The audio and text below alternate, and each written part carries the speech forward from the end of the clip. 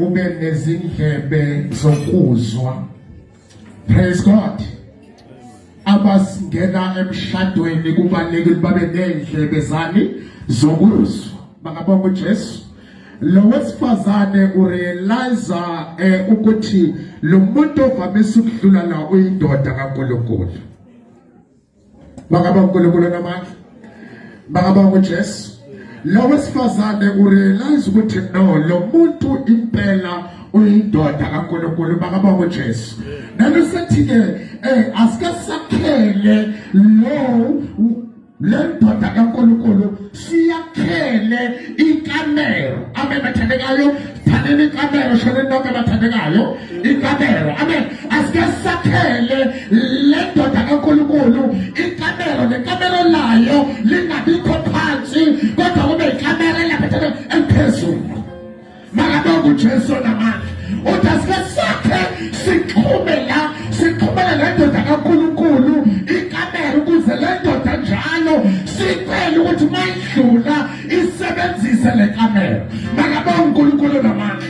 Lo wesifazane uvuleka amehlo wabona ukuthi no siyamdinga njengoba sihleli sicebile sinakho konke bathaphelele uma ngabe singenayo ipresence kaNkulunkulu kuleli khaya lethu. Asike siqhume ikamero siqhumele lendoda kaNkulunkulu. Amen. Ngicela ukukhuluma nani bathandekayo. Ngicela ukukhuluma nani. Can I talk to you?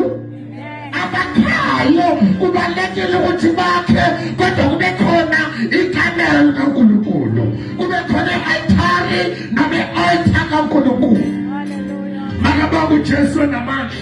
Ungalinge uhlale emshadweni ngoba kukhona imali kodwa kukhona okudingakalayo ngode imali. Abantu bayadivorsa benemali bafike bashade bangene kwi-wedding baselebrate kube mnandi njengoba kumnandi nje. Kodwa malingekho ikamero siyafika isitha to destroy. Amen. Umshado. Hallelujah. Makabonga uJesu. Lithi ke lo wesifazane nalendoda balixhume ikamero. Makabonga uJesu namandla. Balixhume ikamero ukuthi uma ngabe kwenzeka sifisana nenkinga likhona ikamero eliphezulu. Makabonga uNkulunkulu namandla. Njengoba kuyi-wedding namhlanje sekuzongena i-marriage. Kuzoqala i-marriage njengamanje. I-marriage ngama-ups and down. Kumele njalo nihlale nivisitha ikamero engene. Nihambe niyobika izinto zenu ekamereni engaphezulu. Makabonga uJesu. Ningasibhali ko-Facebook kodwa nizibike ekamereni elingehla eliphezulu lithi Nkosi namhlanje silasithandazela lo mshado wethu ukuthume should kufika noma yini ama-temptations kufika ama-storm kodwa indle phezulu sithi basikhuphukela sithi siyazi sikubekele endlini ephezulu. uNkulunkulu wethu uzoyiza imikhuleko aphinde aphendule imikhuleko yethu nengane. Ngiyazi uNkulunkulu uzonibusisa ngengane basezifikile ngaziyashupha ingane zingene endaweni engafanele zingene futhi. Makabonga uJesu. Nikhuphukele ekamereni elingehla. Ningalinge likhohlwe noma sekuthiwa kwenzakala noma ngathiwa uNkulunkulu uyangithatha umfake esentini uthi nginenzela umuzi njengamanje ukuthi ngihlale esentini kodwa ningakhohlwa ikamero elingehla. Ngoba umuntu angephile kuphela ngesimo kodwa amazwi aphuma kuNkulunkulu akhuphukela phezulu. uNkulunkulu Yesu asuthise uxalela kwenu. Makabonga uJesu. Kuyakhiwa ke bathandekayo. Abanye bayangena emshadweni bakhohlwa ukuthi emshadweni kuyakhiwa. Uyaqhubeka wakhe emshadweni ukukhulekela ungamgxeki upartner wakho kodwa umise ekamereni uthi hayi nkosikazi ngisaya ekamereni elingehla. Uthi hayi ushuphi ngoba sinalo nje kanti useya la kuncetshwa khona. Hayi ngiyangizwa upartner wakho uyaNkulunkulu uthi baba naku lo nkosikazi owangipha yona. Uthi baba naku lo myeni owangipha. Ungasibhali ko-Facebook kodwa uzise ekamereni. Uzise ekamereni. Akukhulumi la izinto zakho aziyi kwabadala. Ngiyangizwa bathandeka, awusize ekamereni ephansi, kodwa izinto zakho ziye ekamereni eliphezulu la zibikwa khona. Lithi izwe engilifundayo, uNkulunkulu wami akekho ndidlobo zakhe nzima ukuthi angalalela ezwi imikhuleko yabadweli. Isandla sakhe asifinyeziwe ukube singeluleke sisindise. Siyasindisa nemshado. Umshado institution wabadwele. Ngicela ukutshela, the very same way Satan ama-weapons awasebenzisayo to destroy the church is the very same weapon ayisebenzisayo to destroy marriages. Angazi noma niyangizwa yena. Into asetshenziswa uSathane ukudestroya akayifuni imishado, ngoba imishado kakhulukazi yabantu abakholwayo ipossibility ukuthi kuzaleke ingane ekholwayo kuzala befundisa abaprofeti nabaprofetikazi abankulunkulu namandla inkulu bathandekayo. So benza sure ukuthi uzohlasela umshado mase ngiyaqeda bengaqeda ngomshado qedile ngesenzo. Angizwa kahle. Uthi uma ngiqeda lo mshado ngiyazi ukuthi ngizokhipha amaphara la. Meke ngaqeda lo mshado kuzophuma osikhotheni la. Ngiyangizwa bathandekayo. Nangizwa badwele benkosi.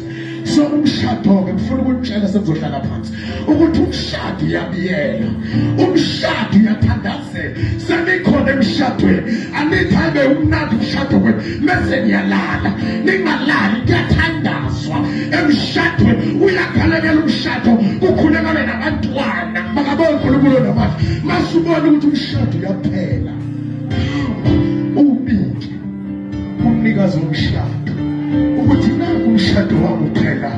uNkulunkulu laphi? uNkulunkulu nethi umshado wakho abuyise injabulo nentokozo emshadweni. Ngiyabonga uNkulunkulu uthi lo mntwana baba ngiyafisa ukuthi njengoba nina senginako 20 engathi uNkulunkulu angasiza nathi emshadweni sifike ko-20 years. Ngithi mina thanda ngizodlula nangaphezulu ngaphansi koba ayafika ama-attacks uzotha yonke into bathandeka yakhiwe iyatest ukuthi i-foundation yakhona iqine kangakanani. Makaba uNkulunkulu namandla yonke into yakhiwayo kucheckwa isisekelo ukuthi siqine kangakanani. Nani kuzofika isikhathi esifana naleso. Ngiyangizwa bathandekayo, ngiyangizwa bagcwele, sizofika. Kodwa masifika nazi ukuthi kuyobe ngeze ukuzobulawa, kodwa lizoqiniswa ukuze kwazi nani ukuqinisa abanye. Bangizwa abantwana benkosi. Umshado-ke uyathandazelwa, umshado uyakhulekelwa. Ngiyangizwa kanjani? Umshado, ama-statistics e-divorce aya-increase, not abantu abangakholwa kuphela nabantu abakholwayo. Uyahlasela umshado bakabonga uJesu. Ngiyangizwa bathandekayo. Kodwa khona indoda othi ipi engibhekene nayo akusiyona eyenu, kodwa ngiyakhona indoda yethu. Kukhona indoda yethu umafunga ngajiki unguye engiguye. Kona wayekhona umhlaba ungasekelo khona namhlanje okhona naphakade. Uyayivikela imishado ayifiki. Haleluya.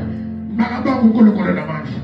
Lo wesifazane sekuvala bembulela uNkulunkulu ukuthi indoda kaNkulunkulu lithi ngezinto ezintathu.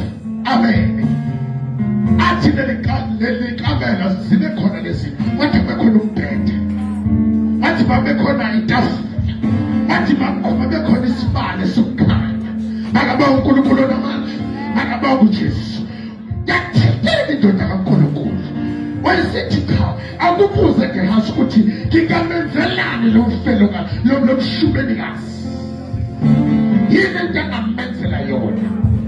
Lithi kaNkulunkulu no, wathi le ndoda kaNkulunkulu ale ungakhathazeki. Next year ngalesikhathi uzobunayo into oyidingayo. Lithi kaNkulunkulu wayekhala ngendoda, mangesithi ngendoda ngoba lo ekhaya isigugile indoda wathola indodana. Lithi isikhathi, time frame. Ngiyakithi bathandekayo, izinto abazizicela ekamereni elingetsha, elikamereni elingetsha. You are given those things in time. Lithi ngaleso sikhathi, ngaleyo nyaka ayishoba iprofethi kaNkulunkulu Elisha. Wathola ibathana indodana. Ngiyakizwa bathandekayo. Kwaphela isikhashana esincanyana yagula indodana yashona. Yasazi Ntombi sifunde le story. Mayishona indodana ekade indoda kaNkulunkulu ithi izotholakala yashona indodana. Mayishona lo wesifazane umshimelikazi akabatshela abantu ukuthi indodana yami ishonile, but uthi yonke into ihamba kahle. Haleluya. Uthi yonke into ihamba kahle, kodwa ingane ishonile. Nakaba uNkulunkulu namandla lithi mayishona ingane, wayithatha ingane yabekwa ekamereni elingetshe. Kwathiwa into yonke efile idluliselwe ekamereni elingetshe. Makaba uNkulunkulu namandla lithi ngalesikhathi ifika indoda kaNkulunkulu lelikamero, ibona ingane yamane yahlala phezu kwengane. Nakaba uNkulunkulu namandla kwabuye ukuphila kokufileyo ngenxa yekamero elingaphezulu. So yakhi ikamero elingaphezulu, yakhi ikamero namhlanje elingaphezulu emshadweni wakho, ebhizinisini yakho, kwikeriya yakho, ekhaya lakho. Kunamakhaya kalengakuthandazile ukuthi izinto ezifile zokusuka kanjani kuyathandaza ekhaya. Yakhi ikamero elingaphezulu. Tshela amakhelwane yakhile ikamero elingaphezulu, ikamero lokuthandaza. Liyakhiwa, tshela ukuthi kuyakhiwa ikamero lokuthandaza.